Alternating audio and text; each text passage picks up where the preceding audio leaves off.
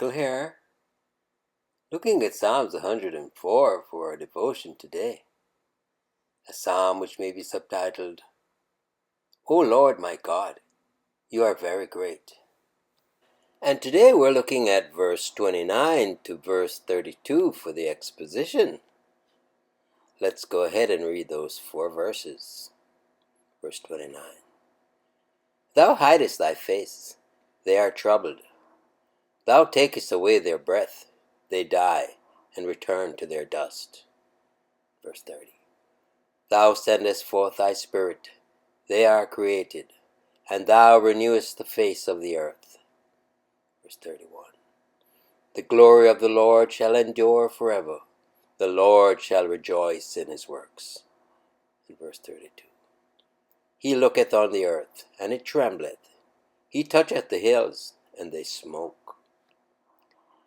And as we turn to the treasure of David for the exposition, let's go ahead and read verse 29 again.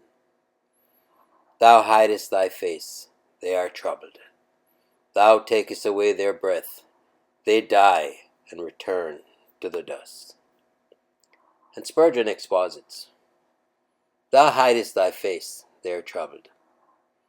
So dependent are all living things upon God's smile, that a frown fills them with terror, as though convulsed with anguish.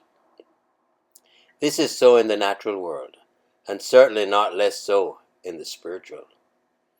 Saints, when the Lord hides his face, are in terrible perplexity. Thou takest away their breath, they die and return to their dust. The breath appears to be a trifling matter, and the air an impalpable substance of small importance. Yet, once withdrawn, the body loses all vitality and crumbles back to the earth from which it was originally taken. All animals come under this law, and even the dwellers in the sea are not exempt from it, thus dependent in all nature upon the will of the Eternal. Note here that death is caused by the act of God. Thou takest away their breath. We are immortal till he bids us die, and so are even the little sparrows, who fall not to the ground without our Father. And verse 30 that reads, Thou sendest forth thy Spirit, they are created, and thou renewest the face of the earth.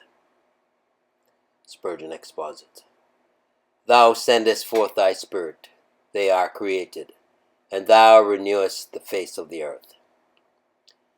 The loss of their breath destroys them, and by Jehovah's breath a new race is created. The works of the Lord are majestically simple, and are performed with royal ease. A breath creates, and its withdrawal destroys. If we read the word Spirit, as we have in our version, it is also instructive, for we see the divine Spirit going forth to create life in nature, even as we see him in the realms of grace.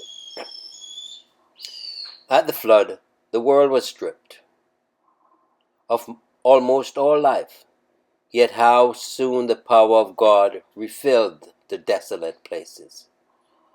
In winter, the earth falls into a sleep which makes her appear worn and old, but how readily does the Lord awaken her with the voice of spring, and make her put on anew the beauty of her youth.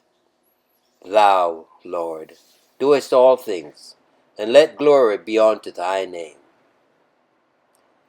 And verse 31 that reads, The glory of the Lord shall endure forever, the Lord shall rejoice in his works. Spurgeon exposits, The glory of the Lord shall endure forever. His works may pass away, but not his glory. Were it only for what he has already done, the Lord deserves to be praised without ceasing. His personal being and character ensures that he would be glorious, even were all the creatures dead. The Lord shall rejoice in his works. He did so at the first, when he rested on the 7th day, and saw that everything was very good. He does so still in a measure where beauty and purity in nature still survive the fall. and he will do so yet more fully when the earth is renovated, and the trail of the serpent is cleansed from the globe. This verse is written in the most glowing manner.